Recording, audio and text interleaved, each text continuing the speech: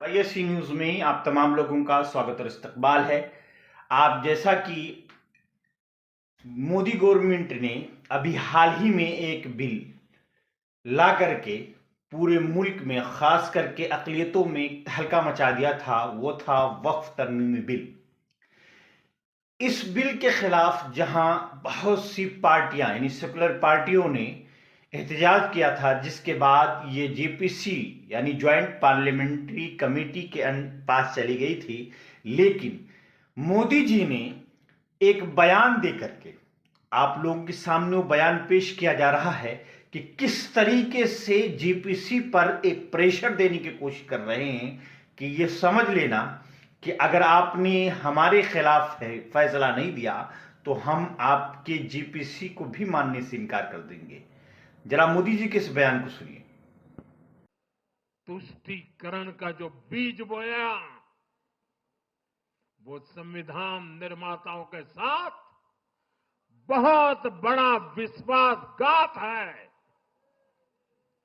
और ये विश्वासघात मैं बहुत जिम्मेवारी के साथ बोल रहा हूं। संविधान के साथ इस परिवार का विश्वासघात है। दशकों तक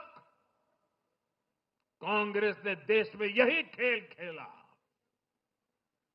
कांग्रेस ने तुष्टीकरण के लिए कानून बनाए, सुप्रीम कोर्ट के आदेश तक की परवाह नहीं की। इसका एक उदाहरण वक्फ बोर्ड है।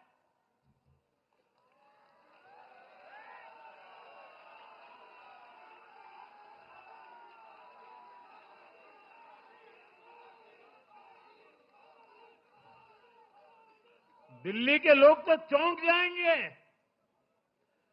हालात ये थी कि 2014 में इन लोगों ने सरकार से जाते जाते दिल्ली के आसपास की अनेक संपत्तियां वक्फ बोर्ड को सौंप दी थी।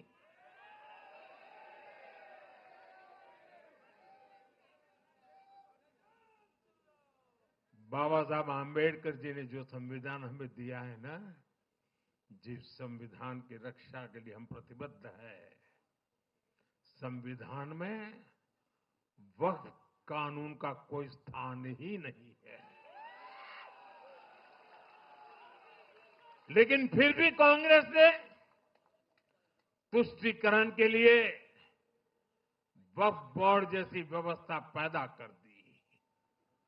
ये इसलिए किया गया ताकि कांग्रेस के परिवार का वोट बैंक बढ़ सके।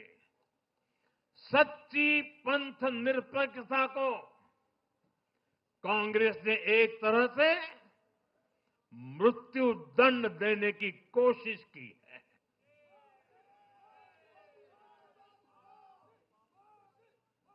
साथियों, कांग्रेस के शाही परिवार की सत्ता भूख इतनी विकृति हो गई है कि उन्होंने सामाजिक न्याय की भावना को भी चूर चूर कर दिया है। एक समय था जब कांग्रेस के नेता इंदिरा जी समेत खुद जात पात के खिलाफ बोलते थे, पब्लिकली लोगों को समझाते थे, एडवर्टाइजमेंट छापते थे। लेकिन आज यही कांग्रेस और कांग्रेस का एक परिवार खुद की सत्ता भूख को शांत करने के लिए जातिवाद का जहर फैला रहा है। इन लोगों ने सामाजिक न्याय का गला घोंट दिया है। साथियों, एक परिवार की सत्ता भूख इतने चरम पर है कि उन्होंने खुद की पार्टी को ही खा लिया है।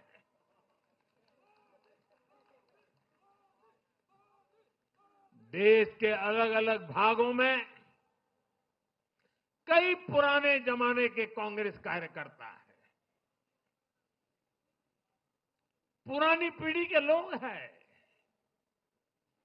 जो अपने, जैसा कि अब मोदी जी के आप बयान को आप लोगों ने सुना होगा कि वो किस तरीके से घुमा करके आवाम को गुमराह कर रहे हैं, यानी एक प्राइम मिनिस्टर होने के बाद जिस तरीके की हरबे यूज कर रहे हैं और आवाम को गुमराह करके और अब उन्हें पोलराइजेशन करके वोट हासिल करने की कोशिश कर रहे हैं, इससे साफ जाहिर हो रहा है कि जेपीसी बनाने का इनका मकसद हरगिज ये नहीं है कि जेपीसी जो फैसले देगी उस पर ये अमल करेंगे, बल्कि ये फैसले के खिलाफ जाएंगे।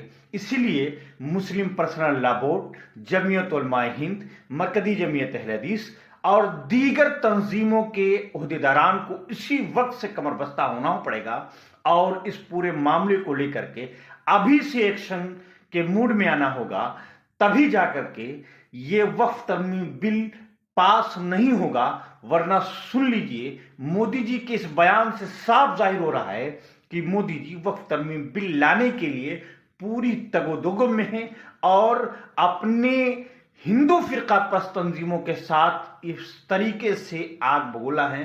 मैं तो ये कहूंगा कि तमाम तंजीमें इकट्ठा होकर के और मुत्तहिद तौर पर कोशिश करें, वरना जिस तरीके से तलाक सलासा और दीगर यानी एनआरसी और दीगर जो भी बिल पास हो गए हैं, ये भी बिल पास हो जाएगा और मुसलमान कुछ नहीं कर पाएगा। इसीलिए तमाम के तमाम तंजीमें, मुस्लिम तंजीमें छोटी हों या बड़ी, मुत्तफ़िक़ा तौर पर एक साथ मैदान में आएं और उन तमाम सेकुलर पार्टियों को अपनी तरफ राग़िब करें जो ये कहती हैं कि हमें मुसलमानों का वोट चाहिए क्योंकि हम सेकुलर हैं। तो उनसे कहा जाए कि जब जेपीसी की पॉलिसी या तजवीज़ पार्लियामेंट में पेश हो तो वो खुद बाइकाट ना करें, क्योंकि अगर उन्होंने बाइकाट कर दिया, क्योंकि मोदी जी की भी यही स्कीम है कि अपोजिशन पार्टियां